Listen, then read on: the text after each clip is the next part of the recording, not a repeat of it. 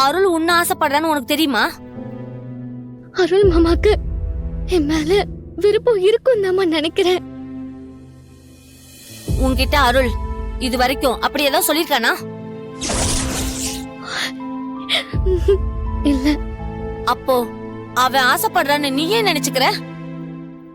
அவன் மனசுல நீ இருக்கியா இல்லையான்னு உனக்கே தெரியாது, அப்படிதானே? ஆனா எனக்கு தெரியும், அருள் மனசுல நீ இல்லவே இல்ல. அப்படி ஒரு நினைப்பு அருளுக்கு இருந்திருந்தா கல்யாணம் பேசி முடிக்கிறதுக்கு முன்னாடி எங்க அண்ணே எல்லாரோட முடிவையும் கேட்டுதானே முடிவெடுத்தாரு. அப்பவே அருள் அவன் மனசுல இருக்கிறத சொல்லிருப்பான்ல. ஒருவேளை பெரிய மாமா சொன்னதை எதிர்த்து பேச தயங்கிக்கிட்டு அமைதியா இருந்திருக்கலாம்ல. அப்படி அருள் மனசுல நீ இருந்தா அவன் எதுக்குடி கல்யாணம் நல்லபடியா நடக்கணும்னு நந்தினி கூட கோயிலுக்கு போய் பரிகாரம் பண்ணிருப்பான்.